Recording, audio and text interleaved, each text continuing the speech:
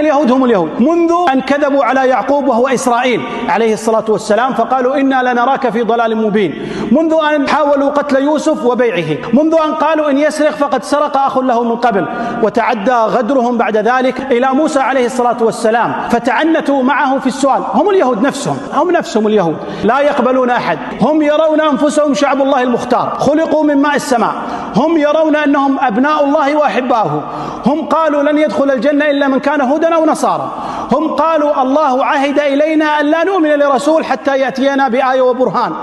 هم الذين يقولون ليس علينا في الأميين سبيل، يعني لا مؤاخذة علينا في غير اليهودي، فكل شيء غير اليهودي حلال، حتى التيشيرتات اللي يلبسونها الجنود اليهود مكتوب عليها اقتل اثنين ومعنى ذلك تدخل الجنة، يعني امرأة وجنينها، فهم لا يرون أي مؤاخذة لا في مالك ولا في حلال، فاليهود هم اليهود، وهم الذين غدروا بموسى عليه الصلاة والسلام فلما تجاوز بهم إلى أرض اليابسة قالوا اجعل لنا إلها كما لهم آلهة، هم الذين غدروا بموسى فقالوا اذهب أنت وربك فقاتلا إنها هنا قاعدون، هم الذين تعنتوا فقالوا أرنا الله جهرة، هم الذين قالوا لموسى أسئلة تعنت في حق الله عز وجل، واسحب على ذلك ما فعلوا في الأنبياء، وهم الذين أخفوا الكتاب يجعلونه قراطيس يبدونها ويخفون كثيرا، هم الذين حرفوا الكتب السماوية نفسهم، هم الذين تجاوزوا إلى عيسى فغدروا بعيسى عليه الصلاة والسلام وبلغوا به الرومان وادعوا على أنه يسعى إلى قلب نظام الحكم، هم الذين غدروا بمحمد صلى الله عليه وسلم، حاولوا سحره وسمه وقتله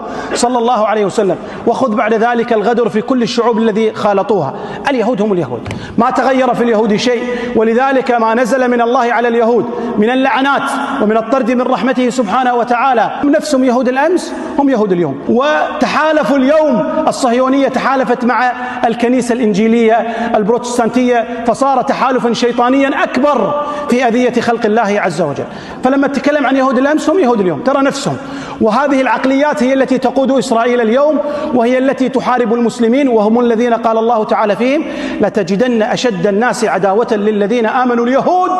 والذين أشركوا.